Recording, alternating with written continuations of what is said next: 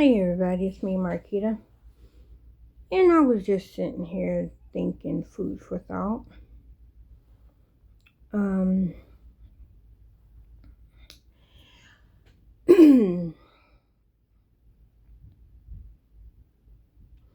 I think if I had my way, if I could speak it into fruition,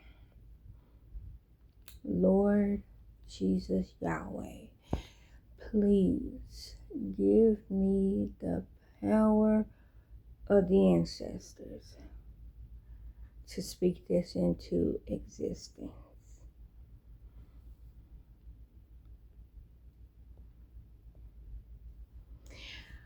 My theory, and it's not just mine, it's common knowledge, common sense theory.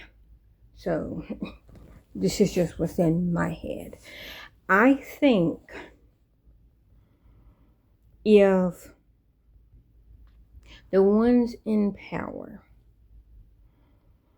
not only government, the ones that are in power, as far as willing to put their thumb on the scale. That's what I mean. And I'm not meaning just Congress. I mean business owners. They are in this equation. I think if we flip the income tax percentage, if we flip it from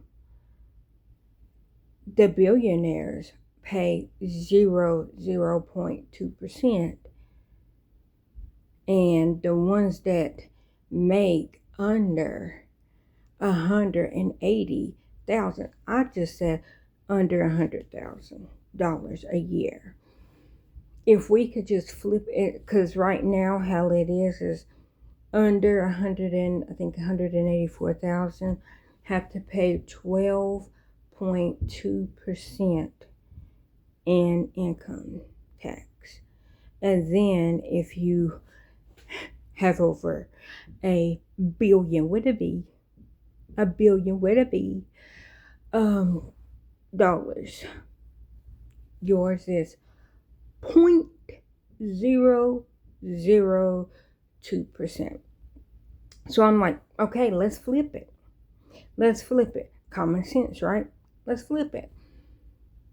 But then I was like, you know what? I want to do one better, because the government, right? They have insurance that's from the federal government, right? They have paid leave. They don't even have to clock in, because they take, we're going to be in the office for 6 weeks. And then when they come back, they might be back for 1 day. And then say, okay, well, we're going to take another 3-week vacation. And while all that's happening, they're getting paid. So my theory is, if you don't want to approve all of what y'all do for your constituents, which is the people that are not in government, how about you not be able to do it either? Okay, so it's right, mandatory health insurance through your employer, which is the government, which is the federal government. I think it should be, okay, I think it should be mandatory. Mandatory federal insurance through the government, through their employer. And if the employer does not cover said person, their employees, health insurance, then the employer will get fined from the government. That also pertains to the people in power in the government. You can't have insurance through your employer if everybody can't have it? I am for equality, baby, equal across the board. Another thing, I think it should be mandatory 2 times a year, 2 times a year, that the people in Congress, House of Representatives, and the White House, that's including the commander-in-chief. Anyways, everybody that are in the 3 branches of government, everybody that is like local and federal, all them employees, I think twice a year that they would have to live on the minimum wage of their constituents in that state for a whole month. So let's say that they do that in January. For the whole month of January, they would get paid what their constituents get paid.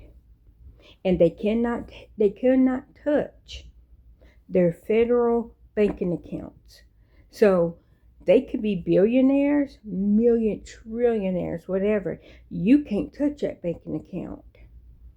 You have to work, and you have to live, and you have to pay whatever bills that you have on that, whatever the minimum wage is for that state. I think they should have to do that twice a year. And if they think, okay, well, I'm going to stash some money over here, nope. I think it should be kind of like Trading Spaces, if I'm remembering that story right. I think that almost like, and I've never seen The Purge, so in my head, or Hunger Games, or whatever. I have seen Hunger Games, but Hunger Games is not what I'm thinking of. I'm thinking of The Purge, but I've never seen The Purge, so this is in my head. I think that they have to, let's say it starts on January the 1st and ends January the 31st. I think that when they get up on January the 1st, they have 7 outfits. No, not 7. They have 2 outfits, their work outfits. They then have to be transported to a low-income housing.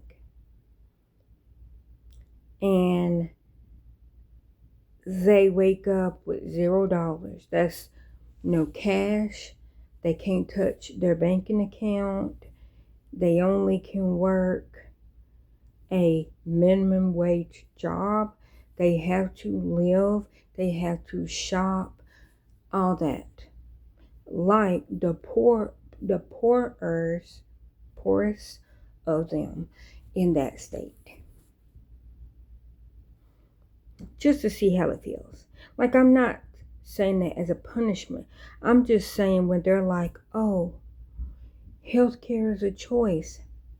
If people got to choose between getting medicine or paying a bill, and then they choose to pay a bill and not get their life-saving medicine, I'm not saying I want them to be sick. I'm like, that ain't what I'm saying. I'm saying that they think that people are taking advantage of the social programs. And I think that they should have to live on the minimum wage paycheck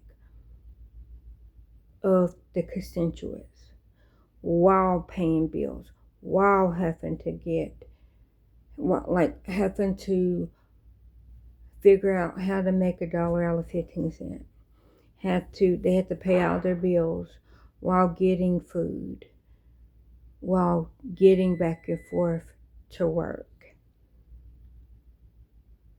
from like the city transportation.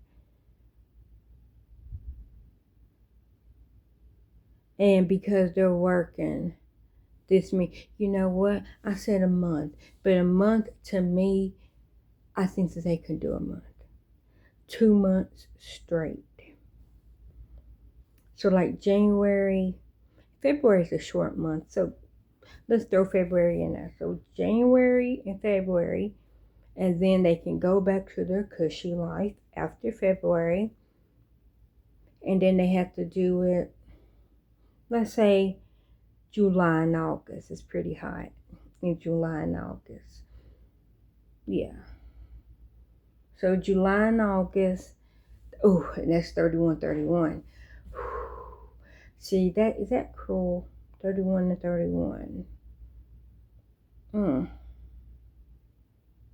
No, I think I'm gonna keep July and August, because that's 62 days that they gotta live like that the second time.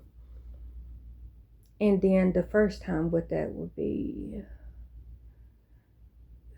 59 days? Nope.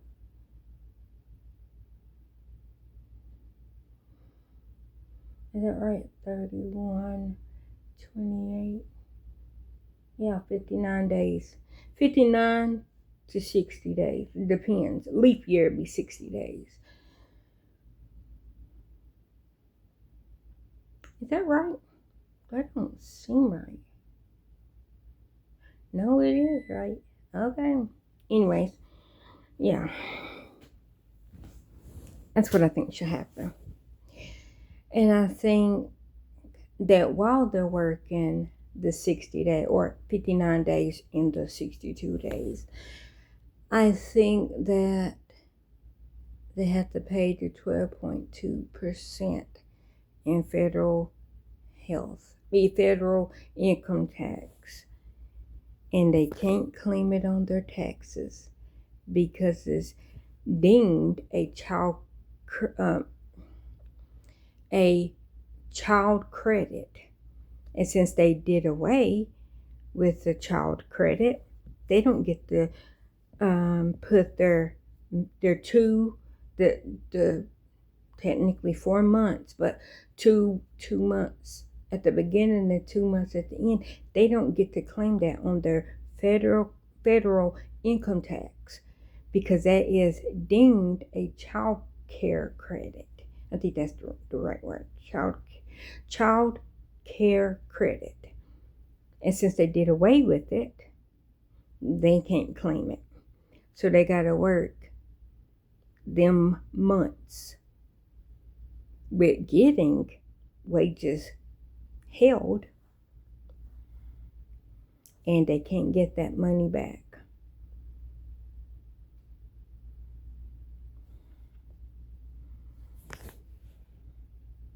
Yeah, I think that's a great idea.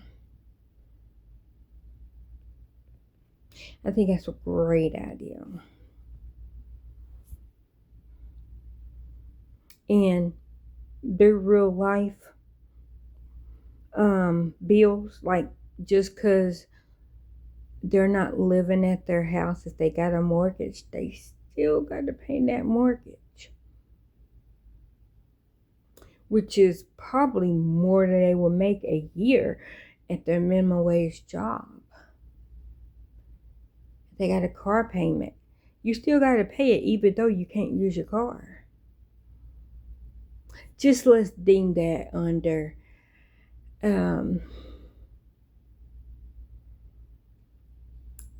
school loans, college federal school loans. We'll just deem your bills, like, because you got to pay in it. It doesn't matter that you don't have the money. You still got to pay it. And no, you can't write it off.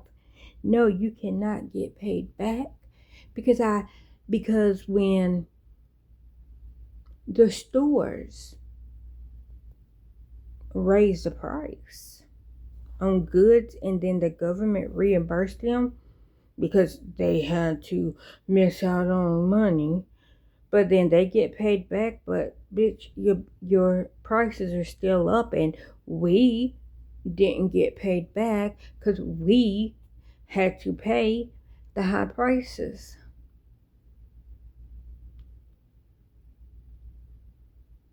I think that's the only way that things would change, is if people literally had to live in the life of people that they had the option to put their thumb on. And for people that's like, oh my gosh, this area is bad. Why is this area bad? And then you live in that area and you see that, oh, people are just tired. People are hungry. People are breaking into the castle and finding that there's rooms and rooms of gold and silver and food and fabrics, medicine. And we out here starving. We're out here naked. We're out here sick. When you could have given us just a pinch of what y'all got in this castle. So now all the king's men and all the king's horses had to sneak out to the basement.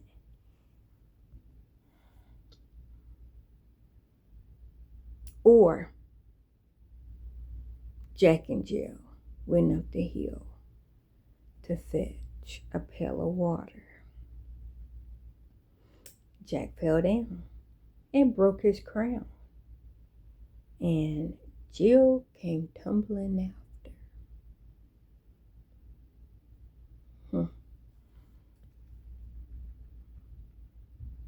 Really, Bisque? That's really loud scratching, sir.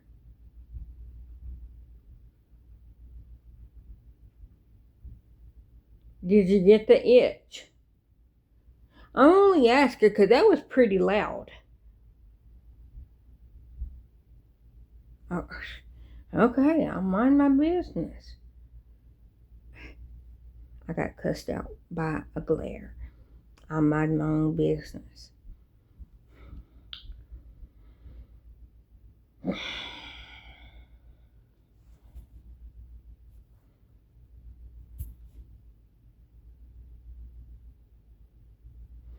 I was telling the girls about, oh yeah, I already told y'all. Never mind.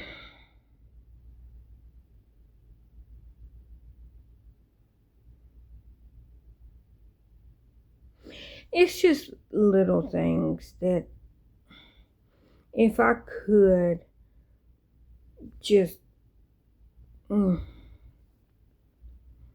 make people just, I want people in power and then not in power. I want people to live the reality that they think that they're living. I want people to live the reality that they think that they are living. Like this is pertaining back to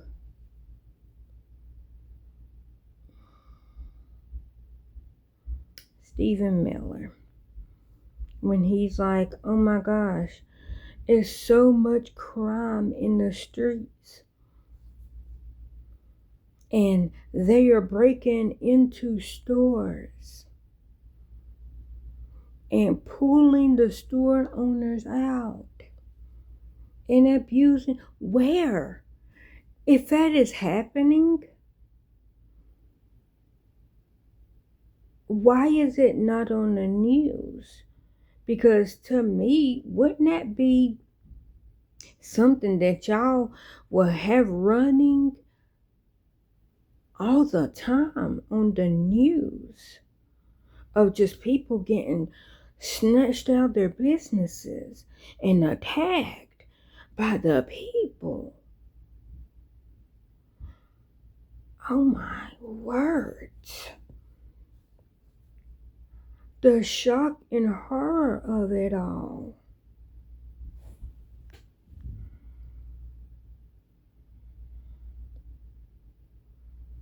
And what's the other fat guy's name? I just forgot his fat name. I could say fat because I'm fat. Even if I wasn't fat, I could still say fat. The old fat nasty bastard. Old fat bastard. The one that said, yeah, we can keep families together. We'll just deport them both at the same time. We'll just deport all of them. You fat, nasty.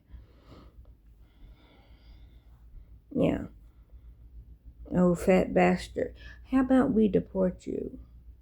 Like, I don't know if you're American or not. Let me see your papers. Oh, so I'm wrong. Okay. Okay. Like I said, people cuss me out. If you don't like the country, then leave. I'll leave when you leave. How about we leave together? We be sitting on the boat together, on the bus together, on the plane together. Like, I'll probably die before I get there because I can't fly. But how about we sit together and we leave this country? Because what I'm saying is I want good for everybody. What you're saying is you want good for yourself. And you don't like me stating the obvious, but my eyeballs see that if people are starving and we're throwing away food, why not give it to homeless shelters? Why not pass out to-go containers to the homeless people that are on the street, instead of throwing it in the trash and then putting rat poison on top of said food so that the homeless people does not dig in the trash to get food? Why not set up a table outside at the back door outside of your company and let the homeless people know, okay, our business closed at 10 o'clock. Any leftover food we will put on that table is clean, non-contaminated, so that they can go and get the food that you did not sell, instead of throwing it in the trash and then putting rat poison on top of it, so that they could not go in said dumpster and get the food, instead of throwing it away. Even if you don't put it in to-go plates, to-go boxes, because I know to-go containers cost money. Okay. How about you put, like, the plastic containers out there and just let them know, don't take the container. You can have as much food as you want. If they gotta line up. That's all I'm saying. Like, there's a way to do it. Like, humanely. Like, you don't have to throw it in the trash. Like I said, like, when I used to go to the Baptist Center, like, I don't go now because I try to buy enough food to get me from paycheck to paycheck. But when I did used to go to the Baptist Center, and I'm not ashamed, I would go if I need to go. I try not to get to where I need to go, but believe me, I grew up on FISH, which is the food organization that, I grew up on the Baptist Center. I grew up on FISH, grew up on commodities. Wish they would bring that back. Very much so. I don't even need the commodities, but if y'all never ever had commodities, I don't know what it is. It just seems like that food to me, and this is just my fat taste buds, not bugs, buds. To me, the peanut butter tastes so fresh. Like my favorite thing of the commodities was the government cheese. Oh, my love, my darling. Anyways, love me some government cheese. And oh, give me. I want my baby back, baby back. I don't even like ribs. Anyways, um, but I did loved me some government cheese, and I loved the peanut butter. And the peanut butter you had to open with a can opener. But anyhow, loved it. And maybe I thought it was fresher because when they put it in a container, it was, in the sealed can, and then they used to give away the canned pork, the canned chicken, canned beef. I think they even had the canned mackerels. I think they did that once, which I don't like meat. But that pork, the canned pork, it tasted like I liked it, the pulled pork sandwiches that made. Um I had to smother it in mustard. But I did eat them. And my thing is I don't like the taste, I don't like the smell, and I don't like the texture of meat. That's why I said I think I'm a little touched. A little touched with autism because I have texture issues. But I have always had texture issues. But I say what I say because when I used to go to the Baptist Center, they I think it was Olive Garden, Chili's, or it might not have been Chili's, it might have been Ruby Tuesdays.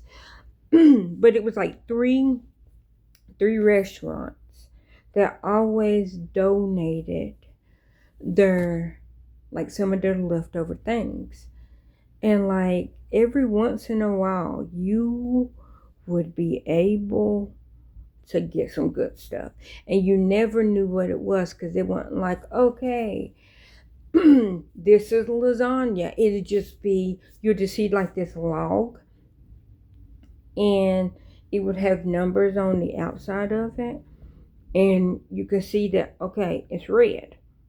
Now, you don't know what it is until you thaw it. And when it was like one pack of that, because it's like a log, maybe, like, I don't know.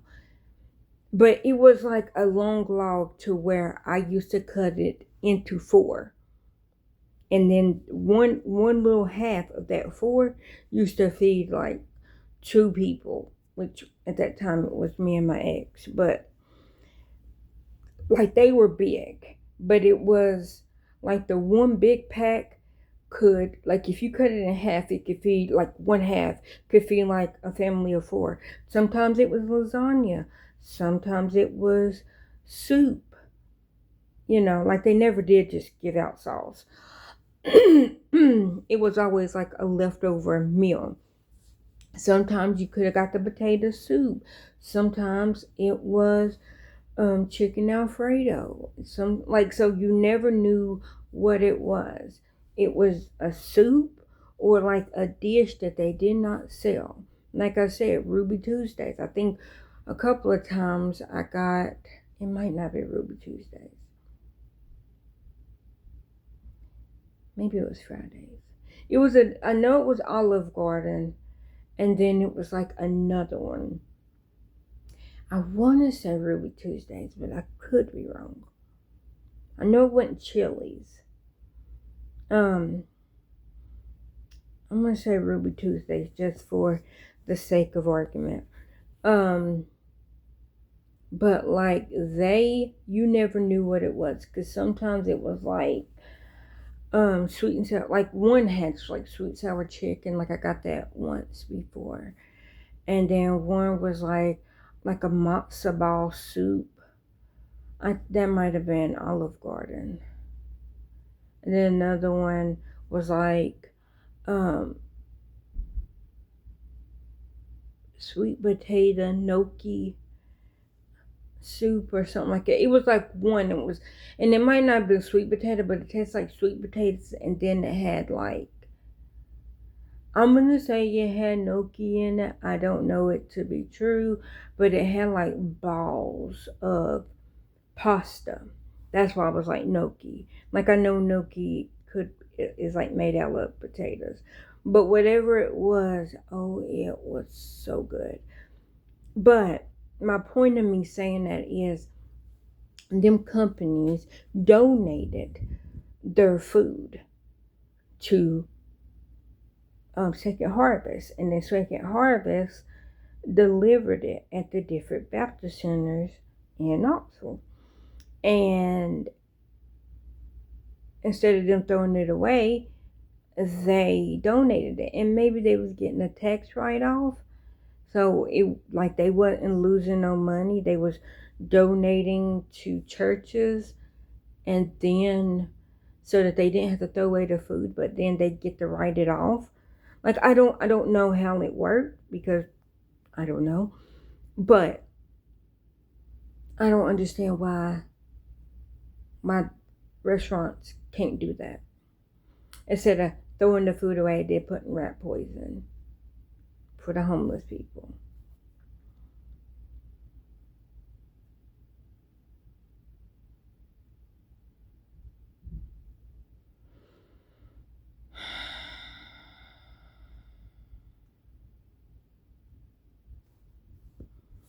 I'll say this and then I'll leave.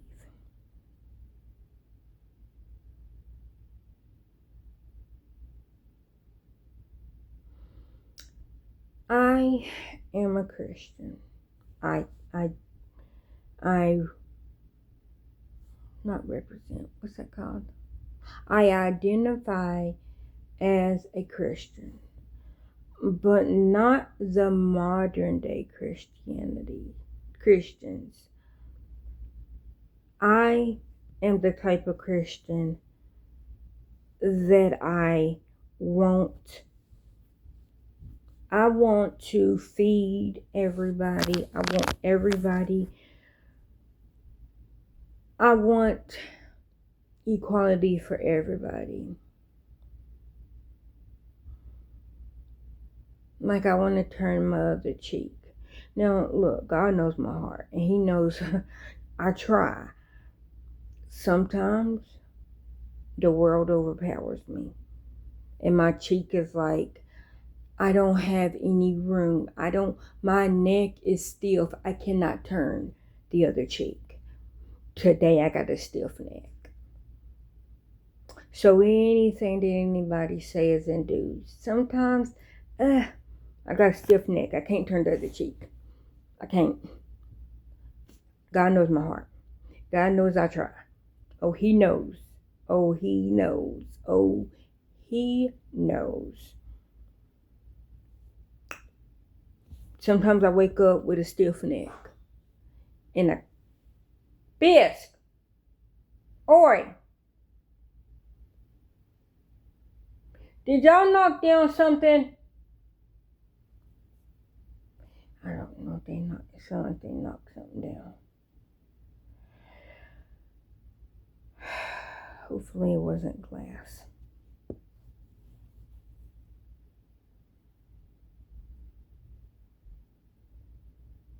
Bisque. Ori. Hey. Did you knock something down? Come and tell me. Come here. Bisk, come here. I'm asking you a question. I tell you that he is just so him. So I identify as a Christian. And I try to live according to the word.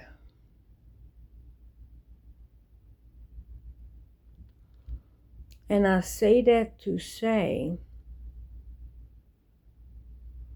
I don't think we should have the Bible in school.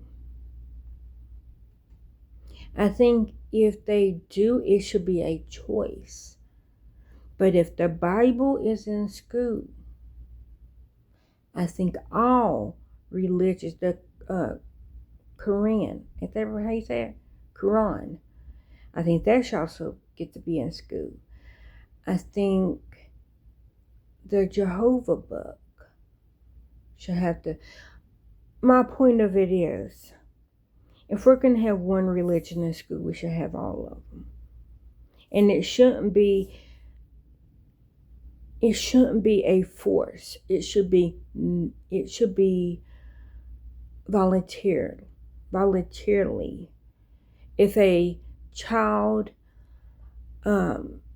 need to do their morning blessings,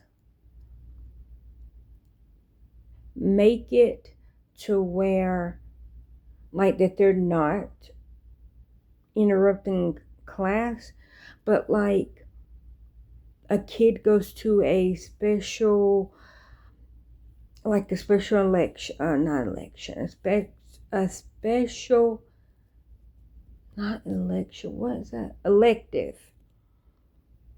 How, like in schools, like when you have to leave early for a class and go to resource, go to speech. I'm speaking for myself.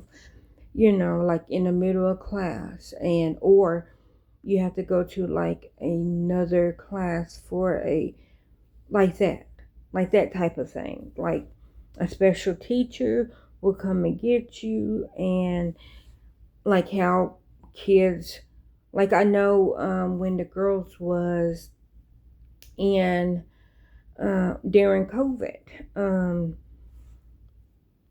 like some of the kids that they were in class with, even though we were all not all of us, most kids was virtual, and even some of them that were not virtual, some of them that were virtual, let me say it like that, they had to leave, like they signed out of the homeroom class, and then they signed into English second language class. And so when they signed in, they went to that other class because they were bilingual, so it was English second language class, something like that. And then once that class was over, they signed back in to homeroom and picked up. So, like, if we were doing math, they would then do math at the end of the class, at the end of the day, because they would go to the second language class for English, like to, even though the kid, and I mean, I'm only saying this because, like, they knew how to read, they knew how to talk, but they still was having complications. But anyways, they went to them classes and then came back, and that's like resource. If you're in the middle of a elementary school, mostly, if you're in the middle of a subject, you leave your homeroom, and then you go do your resource, do your speech, do whatever thing you had to do, and then you come back. And that was just normal. I think that's how it should be. I think if they choose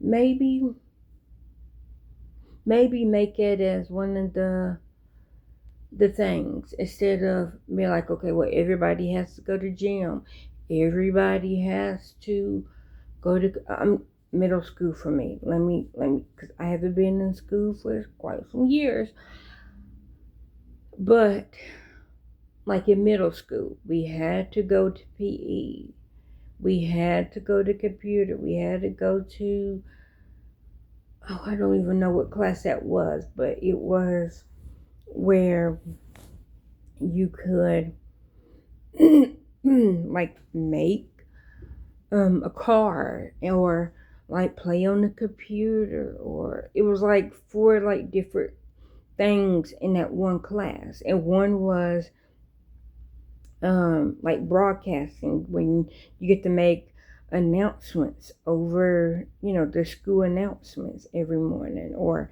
whatever it was.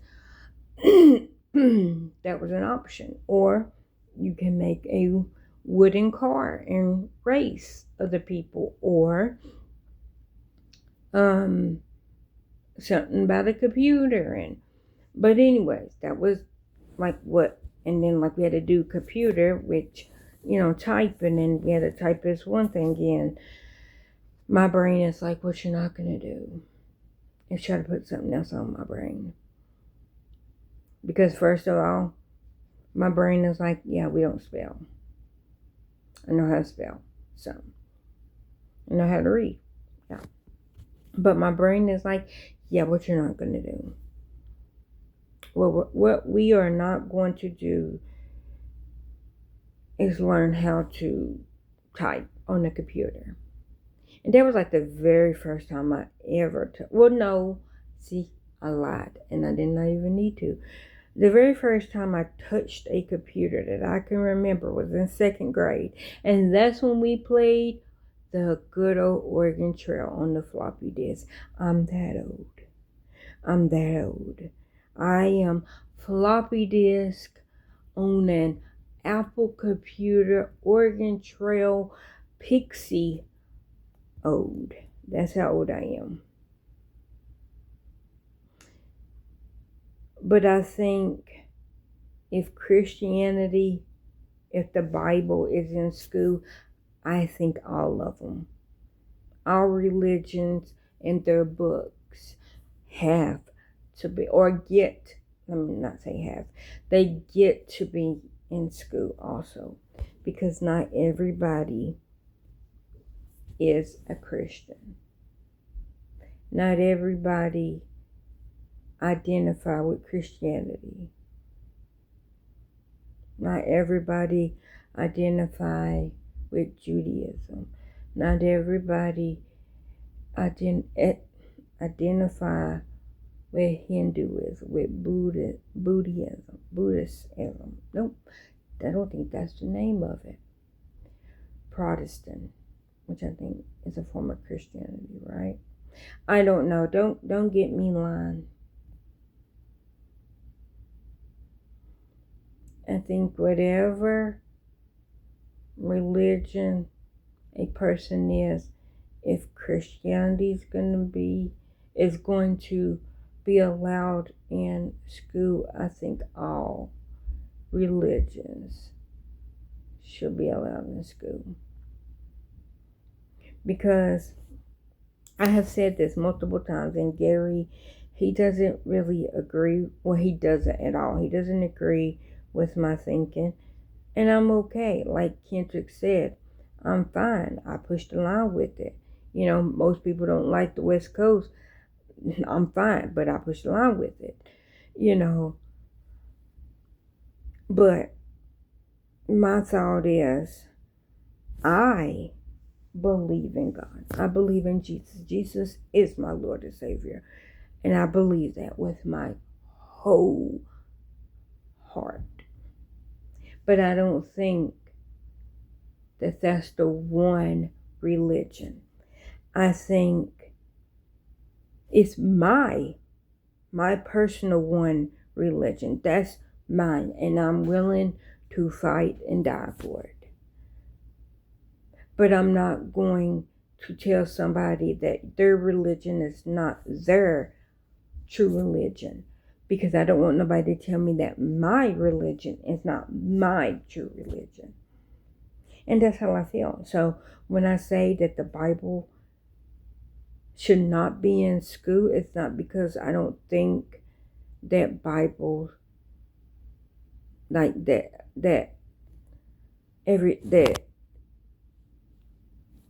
the Bible is a bad thing. I just think if that's not somebody's religion and you're forcing, because Texas, according to that one guy that the one guy that won over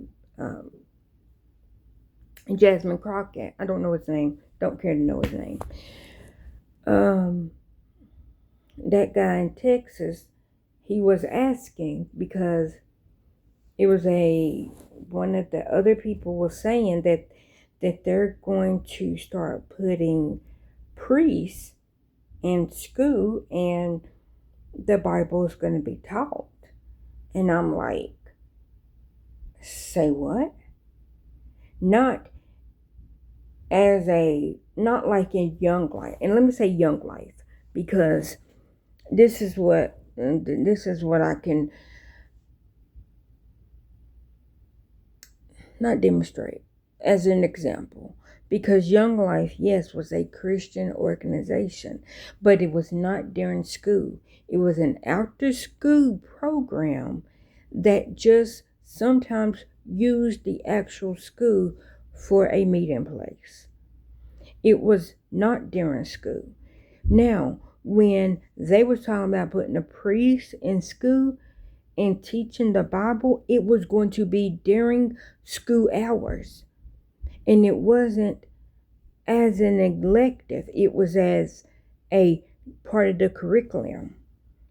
And I don't think that that's right. Because if I'm Jewish, and then you're teaching my child out of a Bible that we don't worship out of, no, you're not forcing my kid to worship a different religion that we are not, because they and I know it was the same, and I don't know if it was the same Texas school, but it was a Texas elementary school where it was two kids that during PE, during recess time, that they did they did like a little worship on their prayer mats in the closet when no other kids was in the classroom. And this dad, a father of one of the kids, that heard that these two kids did this in the closet, he found out, oh, they're doing that in the closet. He literally brought mocktails. I think that's what it's called. The bombs. He brought them to the school and wanted to get rid of the school because he heard that two kids did that. Not in front of his kids, not while his kid, or not in front of his child, and not while his child was in the classroom. But yeah, he was willing to burn it down because of that. But I guarantee if it was his kids that was Muslim, and then somebody was like, okay, yeah, your kid's Muslim, but they got to learn the Bible, I guarantee he wouldn't like it. So, and I'm not saying him, I'm only using him as an example of, okay, he was mad because these two elementary kids did that away from their peers. But I guarantee, and I can't say guarantee, but more than likely I'm guaranteed that he will be okay if his child did the Bible during school hours with the class. I guarantee he'll be okay with that. Not caring about the two kids that were Muslim in that same class. He wouldn't care about them. He wouldn't care that they are forced, because it's a part of the school curriculum. They have to learn that. That's not fair. That's what I'm talking about. So when I say Christianity, that's my religion, and I would choose to learn it because that's my religion. If they try to teach me another religion, I would not like it. And I would say this, I would sit there and I would listen, but I'm not going to convert. I guess the reason why I would sit there and listen is because I'm very open-minded, and I want to know all of all. I want to know everything there is, because I'm not saying that what I believe in is 100% right. I'm saying what I believe in is 100% right for me. And it might not be right for everybody, but it's right for me. And I'm not going to tell somebody that what's right for them is not right for them, because I don't want them to tell me what's right for me is not right for me. I am not a one-size-fits-all person. I'm not. That's not me. So if they're going to put the Bible, and not Trump's Bible, that one, I will vividly be like, no. Nope. In the famous words of Yannetti, nope.